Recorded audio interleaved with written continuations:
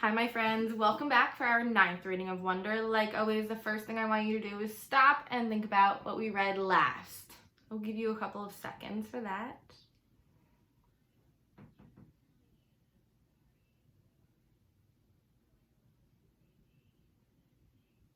All right, so we do know that the month of September was not the greatest month for Augie. He said it was an adjustment, but things do get better. His birthday is October 10th, and he had a birthday party, he had a bowling party. Jack, Will, Summer, and like a couple other friends, I think like 5 more friends came to his birthday party. He had Christopher, his old best friend, came. So he had a good birthday, he said. And then also Halloween. We also talked about Halloween. We know he wants to be Boba Fett for Halloween. We also know Summer was thinking about it, but she said that she doesn't know if it's cool. So Augie kind of tried to convince her, like, who cares? Have fun, dress up. But we shall see. We shall see. We also figured out Jack Will is a really good friend of Augie. We know he's in a lot of his classes throughout the day, so we know he's one of Augie's good friends. All right. We're starting off with our first chapter, costumes. For me, Halloween is the best Halloween is the best holiday in the world. It even beats Christmas. I get to dress up in a costume. I get to wear a mask. I get to go around like every other kid with a mask, and nobody thinks I look weird. Nobody takes a second look. Nobody notices me. Nobody knows me. I wish every day could be Halloween. We could all wear masks all the time. Then we could walk around and get to know each other before we get to see what we look like under the masks. When I was little, I used to wear an astronaut helmet everywhere I went. To the playground, to the supermarket, to pick Via up from school, even in the middle of summer. Though it was so hot, my face would sweat. I think I wore it for a couple years, but I had to stop wearing it when I had my eye surgery. I was about 7, I think. And then we couldn't find the helmet after that. Mom looked everywhere for it. She figured that it had probably ended up in Grand's attic, and she kept meaning to look for it, but by then I'd gotten used to not wearing it. I have pictures of me in all my Halloween costumes. My first Halloween, I was a pumpkin. My second, I was a tiger. My second, I was Tigger. My third, I was Peter Pan. My dad dressed up as Captain Hook. My fourth, I was Captain Hook. My dad dressed up as Peter Pan. My fifth, I was an astronaut. My sixth, I was Obi-Wan Kenobi. My 7th, I was a clone trooper. My 8th, I was Darth Vader. My 9th, I was the Bleeding Scream, the one that has fake blood oozing out over the skull mask. This year, I'm going to be Boba Fett. Not Boba Fett the kid in Star Wars Episode 2, Attack of the Clones, but Boba Fett the man from Star Wars Episode 5, The Empire Strikes Back. Mom searched everywhere for the costume, but couldn't find one in my size. So she bought me a Jango Fett costume, since Jango was Boba's dad, and wore the same armor, and then painted the armor green. She did some other stuff to make it look worn too. Anyway, it looks totally real. Mom's good at costumes. In homeroom, we all talked about what we were going to be for Halloween. Charlotte was going to be Hermione from Harry Potter. Jack was going as a Wolfman. I heard that Julian was going as Jango Fett, which was a weird coincidence. I don't think he liked hearing that I was going as Boba Fett. On the morning of Halloween, Via had this big crying meltdown about something. Via has always been so calm and cool, but this year she's had a couple of these kind of fits. Dad was late for work and was like, Via, let's go, let's go. Usually Dad is super patient about things, but not when it comes to him being late for work. And his yelling just stressed out Via even more. She started crying louder, so Mom told Dad to take me to school and that she'd deal with Via. Then Mom kissed me goodbye, quickly, before I even put on my costume and disappeared into Via's room.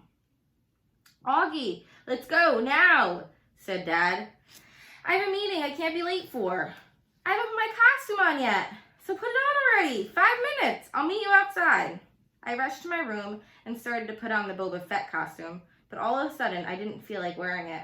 I'm not sure why. Maybe because it had all these belts that needed to be tightened, and I needed someone's help to put it on. Or maybe it was because it still smelled a little like paint. All I knew was that it was a lot of work to put the costume on, and Dad was waiting and would get super impatient if I made him late. So at the last minute, I threw on the Bleeding Scream costume from last year. It was such an easy costume, just a long black robe and a big white mask. I yelled goodbye from the door on my way out, but Mom didn't even hear me. "I thought you were going as Jango Fett," said Dad. When I got outside, "Boba Fett." "Whatever," said Dad. "This is a better costume anyway."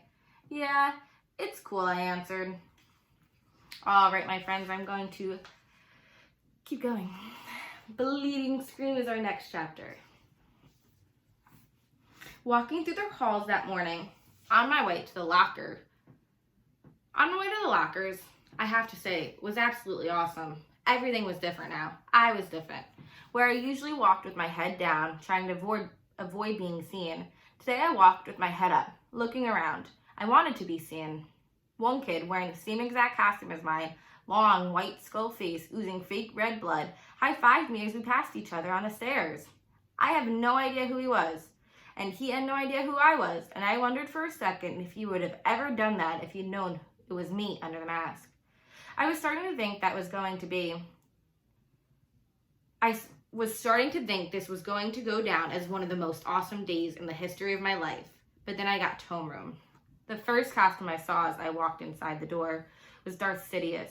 It had one of the rubber masks that are so realistic, with a big black hood over the head and a long black robe. I knew right away it was Julian, of course. He must have changed his costume at the last minute because he thought I was going as Jango Fett.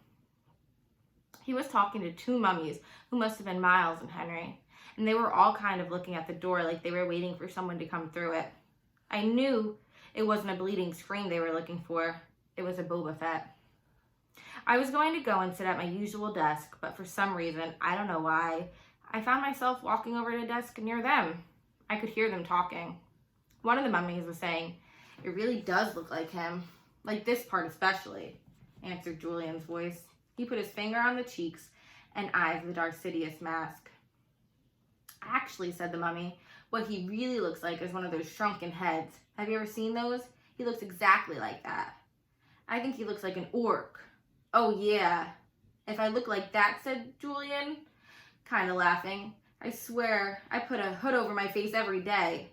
"I thought about this a lot," said the second mummy, sounding very serious. "I think if I looked like that, I wouldn't go to school." "You would not," answered Darth Sidious.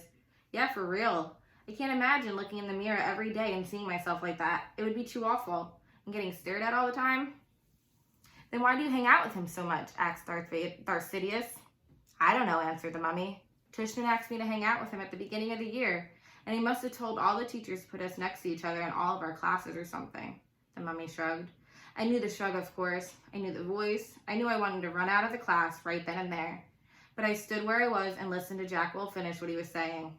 I mean, the thing is, he always follows me around. What am I supposed to do? "Just ditch him," said Julian. I don't know what Jack answered because I walked out of the class without anyone knowing I had been there. My face felt like it was on fire while I walked back down the stairs. I was sweating under my costume and I started crying. I couldn't keep it from happening. The tears were so thick on my eyes, I could barely see, but I couldn't wipe them through the mask as I walked. I was looking for a little tiny spot to disappear into. I wanted a hole I could fall inside of, a little black hole that would eat me up. Names: Rat Boy, Freak, Monster, Freddy Krueger, E.T., Gross Out, Lizard Face, Mutant. I know all the names they call me. I've been in enough playgrounds to know kids can be mean. I know. I ended up on the second floor bathroom. No one was there because first period had started and everyone was in class. I locked the door to my stall and took off my mask and just cried for I don't know how long. Then I went to the nurse's office and told her I had a stomach ache, which was true because I felt like I had been kicked in the gut. Nurse Molly called my mom and had me lie down on the sofa next to her desk. 15 minutes later, Mom was at the door. "Sweetness," she said, coming over to hug me. "Hi," I mumbled. I didn't want her to ask anything until afterward. "You have a stomach ache?" she asked, automatically putting her hand on my forehead to check for my temperature. He said he feels like throwing up," said Nurse Molly, looking at me with very nice eyes. "And I have a headache," I whispered. I wonder if it's something you ate, said Mom, looking worried. There's a stomach bug going around, said Nurse Molly. Oh, geez, said Mom, her eyebrows going up as she shook her head. She helped me to my feet. Should I call a taxi or are you okay walking home? I can walk. What a brave kid, said Nurse Molly, patting me on the back as she walked us to the door. If he starts throwing up or runs a temperature, you should call the doctor. Absolutely, said Mom, shaking Nurse Molly's hand. Thank you so much for taking care of him. My pleasure, answered Nurse Molly, putting her hand under my chin and tilting my face up. You take care of yourself, okay? I nodded and mumbled, thank you. Mom and I hug walked the whole way home. I didn't tell her anything about what had happened. And later, when she asked me if I felt well enough to go trick-or-treating after school, I said no. This worried her, since she knew how much I usually loved trick-or-treating. I heard her say to Dad on the phone, he doesn't even have the energy to go trick-or-treating. No fever at all. Well, I will if he doesn't feel better by tomorrow. I know.